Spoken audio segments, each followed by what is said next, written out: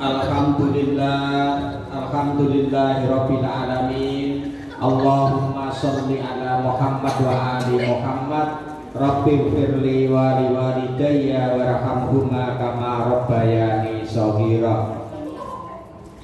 Bapak-bapak, ibu-ibu, mas-mas, mbak-mbak, jamaah Masjid Al-Falah yang dirahmati Allah Bismillahirrahmanirrahim. Maliki yaumiddin. Iyyaka na'budu wa iyyaka nasta'in. Ihdinas siratal mustaqim. Siratal ladzina an'amta 'alaihim ghairil maghdubi 'alaihim waladdallin.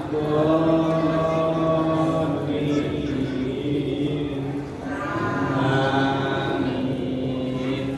Amin amin ya rabbal alamin. Allahumma arhamna bil Qur'an. Demikian Bapak Ibu, dengan pembukaan surah Al-Fatihah semoga menjadi syafaat kita pada yaumul qiyamah. Allahumma amin. Karena sudah jam 8 waktu sepenuhnya kami aturkan kepada al-ustadz kita, yaitu Ustadz Amron Saiful Alim LC Hafidullah. Mangke lajeng dipun tutup karya klausan doa sekalian akan takbir.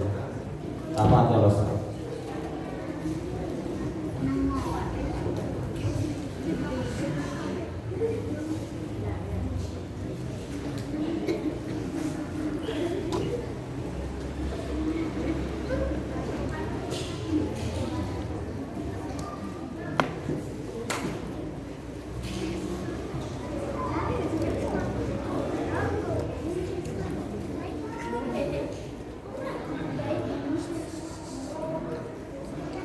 Bismillahirrahmanirrahim.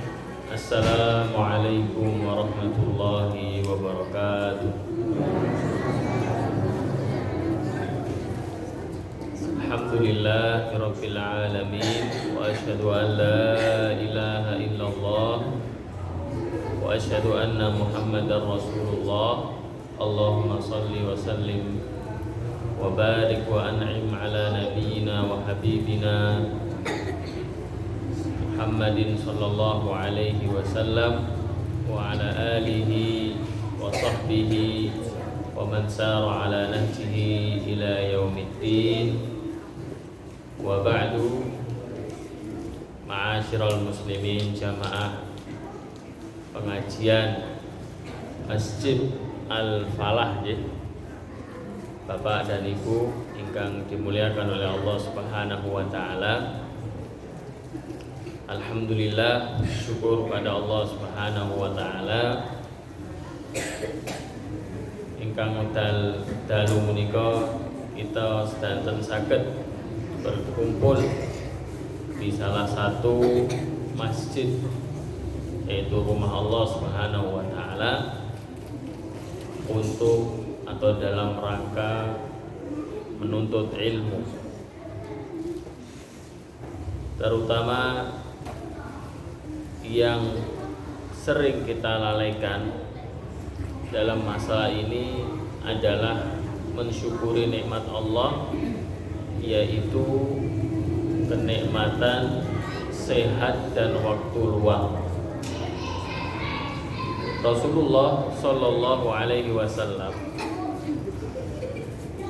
bersabda dalam hadisnya, "Ni'matani maghbunun fihi ma katsirun minan nas, as-sihhatu wal farah."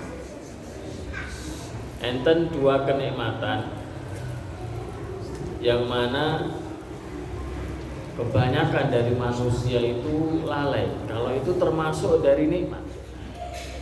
Banyak dari kita itu karena menganggap ini biasa, ya, sering kita mendapatinya, jadi kita lupa kalau itu adalah sebuah kenikmatan. Ingkang nomor setunggal yaitu adalah sehat, kesehatan. Masya Allah, Kalau sehat itu mau apa-apa enak. Mau ibadah nggih enak. Mau bekerja nggih enak.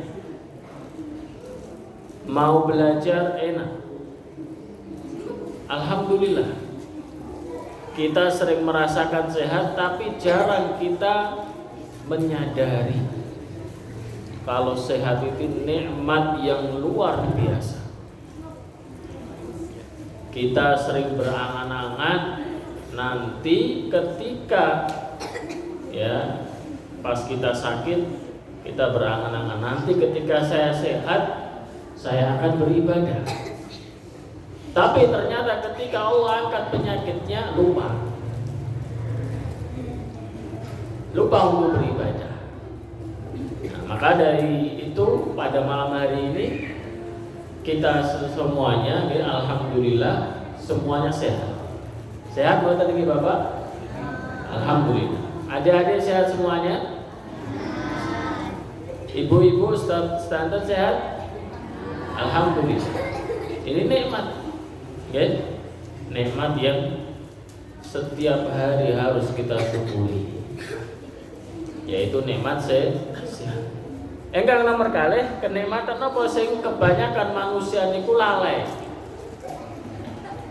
Nggih menika nikmat waktu luang.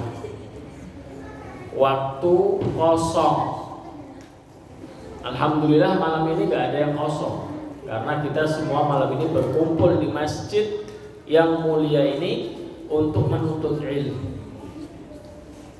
Bapak Ibu yang dirahmati Allah Subhanahu wa taala, sering kali juga kita itu berandai-andai. Wah, seandainya saya punya waktu luang, saya pengen beribadah. Pengen mendekat diri kepada Allah saja. Pengen semakin dekat dengan Allah Subhanahu wa taala dengan melakukan rangkaian-rangkaian ibadah. Pengen baca Quran yang lebih lama, pengen qiyamul lail yang lebih lama. Ya, pengen salat-salat yang lebih tertib salatnya. Tapi apa yang terjadi? Tatkala kesibukan menghampiri kita, ya, pagi-pagi sudah harus menyiapkan anak sekolah, sudah harus menyiapkan pekerjaan, harus berangkat bekerja, kemudian pulangnya sore hari. Ketika sore hari nyampe di rumah badan sudah capek, angan-angan masih ada, saya pengen beribadah, tapi apa daya badannya tidak kuat, sudah capek. Maka yang tersisa hanyalah penyesalan. Kemudian Bapak Ibu yang dirahmati Allah Subhanahu wa taala, ketika waktu tua, waktu senja, sudah tidak muda lagi. Nah, ini nasihat untuk adik-adik atau mas-mas yang masih di usia muda. Tanyakan kepada mbah-mbah kalian yang ada di sini atau bapak-bapak di sini yang sudah sepuh, apa keinginan mereka ketika waktu muda. Sekarang kita tanya, siapa yang paling tua di sini? Siapa yang umurnya paling tua di sini? Ya. Kita tanya apa yang dia inginkan ketika waktu muda, waktu umurnya yang lalu. Apa yang diinginkan? Memperbanyak ibadah, memperbanyak amal soleh. Laras badan Pak? Jabatan. Tapi apa? Tapi ketika umur sudah tua, badan sudah mulai lemah, yang tersisa hanyalah penyesalan. Wah, dia pas aku jenom kok orang sregep ngibadah. Saya nang ibadah wae kena air kena toyo sedikit aja mau wudu sudah kademen. Ya, mau bangun malam, mau ambil air wudu sudah kademen. Maka dari itu jamaah yang dirahmati Allah Subhanahu wa taala, dua kenikmatan ini kita saling mengingatkan. Yang pertama nikmat sehat, yang kedua nikmat waktu luang. Ya, anak-anak muda yang waktu luangnya masih banyak, jangan dihabiskan untuk bermain-main. Jangan dihabiskan untuk bermain-main. Gunakanlah untuk menuntut ilmu, mendalami ilmu agama, memperbanyak ibadah, beramal soleh, supaya ketika kita nanti tua tidak menyesal. Tapi kalau yang masih diberikan umur panjang oleh Allah Subhanahu wa taala, alhamdulillah sebagian dari jamaah yang saya lihat di sini ada yang umurnya itu mungkin di atas 60 dia. Berarti dia melebihi umur yang diprediksikan oleh Nabi Muhammad SAW. Karena Nabi Muhammad SAW pernah bersabda, "A'maru ummati ma baina sittin ila sab'in." Umurnya umatku itu antara 60 sampai 70. Nah, kalau ada yang lebih dari 70 berarti dapat bonus.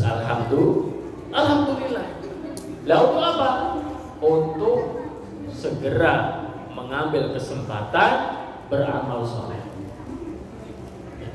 Jadi umur yang panjang itu sebuah kenikmatan, kesempatan yang diberikan oleh Allah Subhanahu wa taala untuk bertobat. Nah, kalau umurnya sudah di atas 40, kok tidak memikirkan masa depannya di kehidupan akhirat, justru dia semakin tua semakin menjadi, istilahnya Bapak, tua-tua lagi. Semakin tua semakin menjadi. Nah, ini ditakutkan, dikhawatirkan akhir kehidupannya itu bukan husnul khatimah, melainkan apa? Su'ul khatimah, wal'iyadu. Maka yang diberikan nikmat umur yang panjang, ya belum tentu loh Pak. Yang berbicara di depan ini memang masih muda, tapi belum tentu bisa sampai umur dengan sampean, dengan jenengan. Jenengan yang tua itu bersyukur mendapatkan nikmat Allah Subhanahu wa taala sampai di umur sekarang. Kalau saya tidak tahu apakah nyampe di umur panjenengan apa mboten. Ini adalah nikmat yang luar biasa, kesempatan dari Allah Subhanahu wa taala yang diberikan kepada orang-orang yang sudah mendapatkan bonus umur-umur yang panjang. Alhamdulillah. Bapak Ibu yang dirahmati Allah Subhanahu wa taala, pada malam hari ini tidak panjang insyaallah, walaupun nanti diberikan waktu selama 1 jam, tapi insyaallah tidak 1 jam. Kita akan sedikit Bapak dan Ibu-ibu yang dirahmati Allah Subhanahu wa taala saling menasihati dengan nasihatnya para ulama. Jadi Bapak Ibu yang dirahmati Allah Subhanahu wa taala, kita ini sesama kaum muslimin, sesama umat Islam, itu dianjurkan oleh Allah Subhanahu wa taala untuk saling menasihati. Dalam surat Al-Asr, di sini insyaallah pada hafal surat Al-Asr Allah Subhanahu wa taala berfirman, Bismillahirrahmanirrahim, wal 'asri innal insana lafi khusr illal ladzina amanu wa amilus shalihat wa tawasau bis sabr. Ya. Jadi Allah sebutkan di sini demi masa. Sesungguhnya manusia itu dalam kerugian. Sak untung-untungnya orang, sak pinter-pinternya orang berbisnis, sekaya-kayanya orang dalam berbisnis, dia dikatakan oleh Allah Subhanahu wa taala pasti merugi. Siapapun itu, seluruh manusia. Kecuali kata Allah Subhanahu illal ladzina amanu, kecuali orang yang beriman. Wa amilus shalihat, yang kedua yang mengamal saleh. Wa tawasau bil haq, yang saling menasehati dalam masalah kebenaran. Wa tawasau bis sabr, dan saling menasehati dalam kesabaran. Jadi ada 4 golongan yang dikecualikan oleh Allah Subhanahu wa taala dari kerugian. Seluruh manusia rugi, baik yang kecil, yang besar, yang muda, yang tua, yang miskin, yang kaya, yang rakyat jelata, yang raja, presiden dan lain sebagainya. Kata Allah Subhanahu wa taala semuanya rugi. Kecuali kata Allah ada 4 golongan. Berilmu, beriman, alladzina amanu, orang-orang yang beriman, yaitu dengan ilmu, wa amilus shalihat, dan beramal saleh, wa tawasau bil haq wa tawasau bis sabr, yang saling menasihati dalam perkara kebenaran dan saling menasihati dalam perkara kesabaran. Nah, ini yang lolos dari kerugian. Maka dari itu saya di sini di kesempatan yang berbahagia ini ingin saling menasehati di dalam kebenaran, di dalam kesabaran, supaya kita semua selamat dari yang namanya kerugian. Bapak Ibu yang dirahmati Allah Subhanahu wa taala, akan tetapi nasihat yang akan saya sampaikan ini bukanlah nasihat dari saya pribadi, bukan dari saya sendiri. Nah, saya ini siapa? Saya ini siapa? Tapi saya akan bacakan nasihatnya para ulama. Nasihatnya para ulama yang mereka itu mengetahui ilmu dan mengetahui tentang Allah Subhanahu wa taala, sehingga kita semuanya akan mendengarkan nasihatnya para ulama. Karena dengan bimbingan para ulama, dengan nasihatnya para ulama, kita semuanya bisa dengan mudah insyaallah ta'ala dalam menjalani syariat Islam. Dan orang Islam itu jangan jauh dari ulama.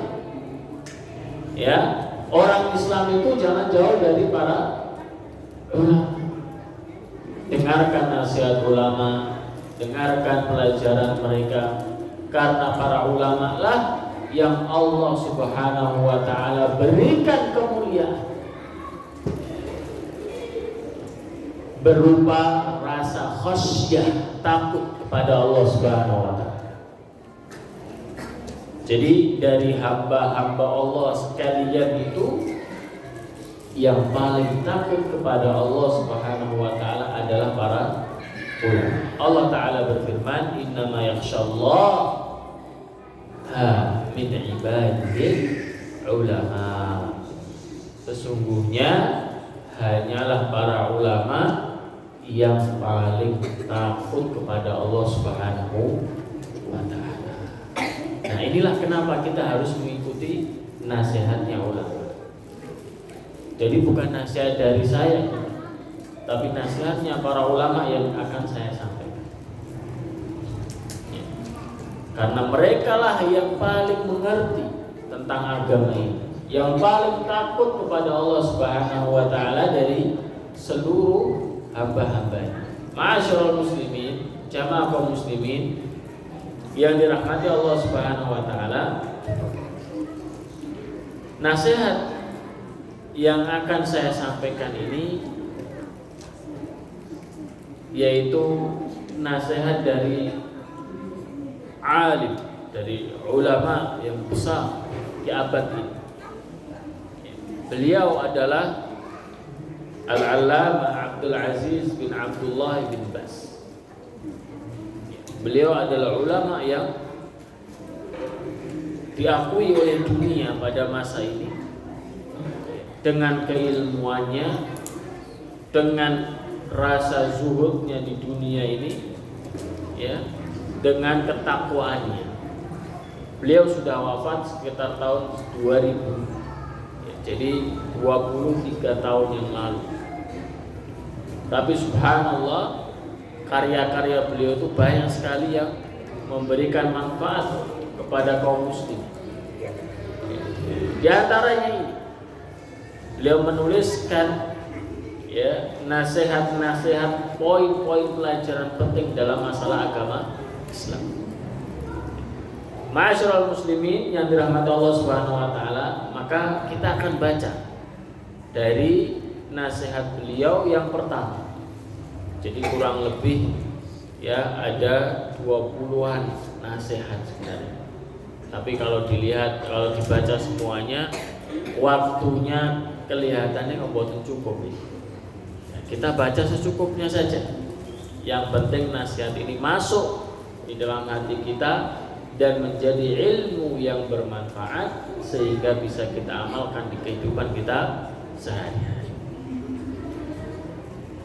Beliau rahimahullah ta'ala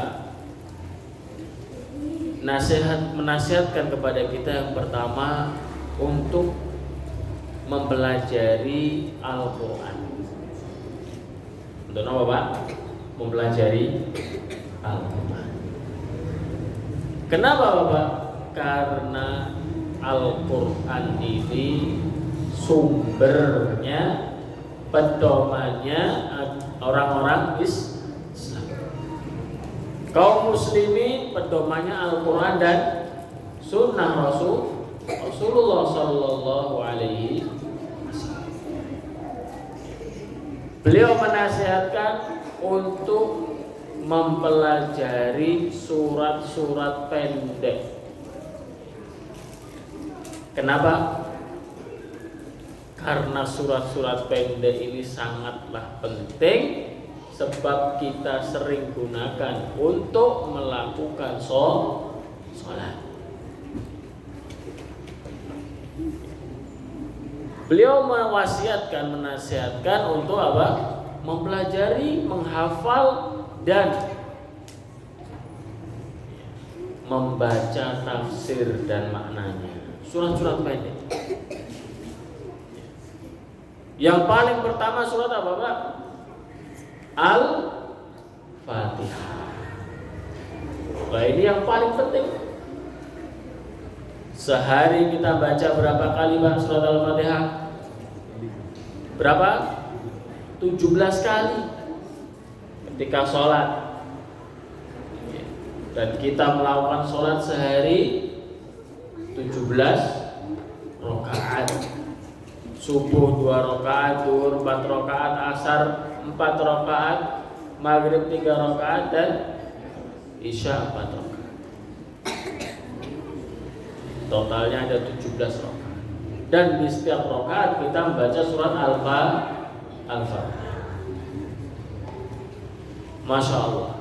Dan semuanya saya yakin sudah hafal Al-Fatihah. Bahkan anak-anak kecil kita, adik-adik kita semuanya 100% saya yakin hafal surat Al-Fatihah. Dan ini bagus. Harus mengajarkan surat Al-Fatihah. Kalau bisa anak yang menghafal surat Al-Fatihah, dia belajar langsung dari bapaknya. Jangan diajarkan oleh orang lain Pak Al-Fatihah ini. Kalau bisa bapaknya yang mengajarkan surat Al-Fatihah kepada anaknya, atau ibunya yang mengajarkan surat Al-Fatihah kepada anaknya. Kenapa? Pertanyaan kenapa ini?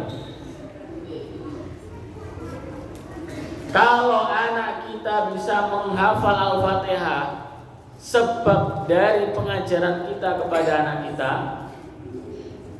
itu akan menjadi amal jariyah kita, menjadi rekening pahala untuk kita. Bahkan tatkala kita sudah meninggal, kita akan selalu ditransfer pahala. Karena anak ini akan sholat sampai kapan, Pak? Gak tahu. Allah Subhanahu wa Ta'ala yang tahu. Dan selama dia sholat membaca Al-Fatihah, ketika kita sudah wafat, pahala itu terus mengalir kepada kita. Mudah atau tidak ini? Mudah. Makanya saya nasihatkan untuk bapak-bapak, ibu-ibu, atau calon bapak, calon ibu, mengajarkan anaknya surat Al-Fatihah. Setiap kali mereka membaca, itu kita mendapatkan transfer pahala. Tatkala dia sholat, ya, kita mendapatkan, dan membaca Al-Fatihah kita mendapatkan pahala. Tatkala kita wafat, anak itu tetap sholat, membaca Al-Fatihah, pahalanya tetap mengalir kepada kita. Makanya kerugian yang besar ketika anak kita bisa membaca Al-Fatihah tapi bukan dari kita, dari gurunya. Lah yang enak siapa? Gurunya. Dia dapat transfer pahala terus Al-Fatihah. Ketika anak baca Al-Fatihah, gurunya yang dapat lah, bapaknya nggak dapat apa-apa. Nah ini kerugian. Nah maka nasihat yang pertama dari alim ulama Syekh Abdul Aziz bin Baz rahimahullah ta'ala adalah memperhatikan masalah Al-Fatihah. Baik itu cara membaca yang benar. Nah ini juga harus diperhatikan. Banyak dari kita membaca atau menghafal Al-Fatihah itu karena mendengar. Nah kalau sing didengar ini murotal yang bagus hasilnya. Tapi terkadang kita mendengarkannya imamnya campur-campur. Ada yang baik dan benar bacaannya, ada yang biasa saja, ada yang beradul-beradul ya, tajwidnya nggak jelas. Akhirnya kita menghafalnya kita nggak dari guru langsung. Maka itu juga menjadi perhatian kita, membenarkan bacaan Al-Fatihah. Misalnya Alhamdulillahi Rabbil Alamin. Di dalam bahasa Arab tidak ada huruf nga. Itu adanya di logat Jawa saja, ngalam. Nah ini harus diperbaiki. Ya, sedikit demi sedikit tidak apa-apa, belajar. Yang penting ada usaha untuk memperbaiki. Ya. Walaupun saya sendiri pernah mengajar orang-orang tua yang ingin belajar tahsin. Jadi kalau orang tua itu kan bacanya sudah seperti itu, mau dirubah itu susah. Terus belajar tahsin, itu yang namanya surat Al-Fatihah setengah tahun Pak. Ngerubah alamin itu susahnya sampai setengah tahun. Maka dari kecil belajar tahsin, dari anak-anak itu dimasukkan ya pelajaran-pelajaran tahsin yang memperbaiki baca, supaya nanti ketika besar tidak susah merubah. Kemudian panjang pendeknya,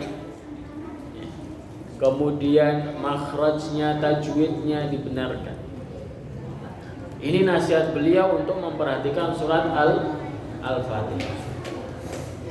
Kemudian tidak hanya apa? Tidak hanya masalah bacaan, tidak hanya masalah menghafal surat Al-Fatihah, tapi juga memperhatikan tafsirnya, maknanya. Al-Fatihah itu nama lainnya Ummul Kitab, seperti tadi ya, di pembukaan beliau ya menyampaikan kita membaca Ummul Kitab, induknya Al-Quran.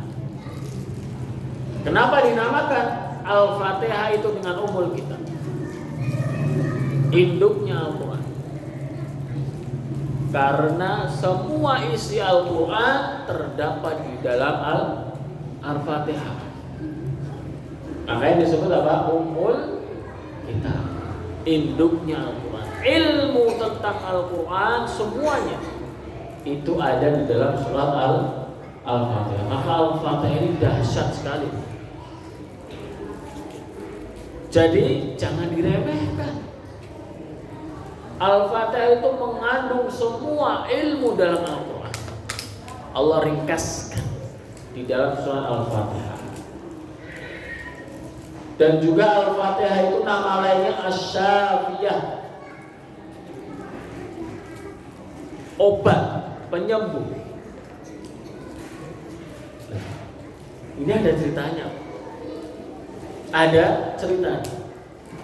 Yaitu ada sebuah riwayat tatkala para sahabat Nabi Muhammad SAW bertamu di sebuah kaum. Maka kaum tersebut tidak mau menjamu para sahabat Nabi. Tapi kemudian ketua sukunya itu ya, di istilahnya apa Pak?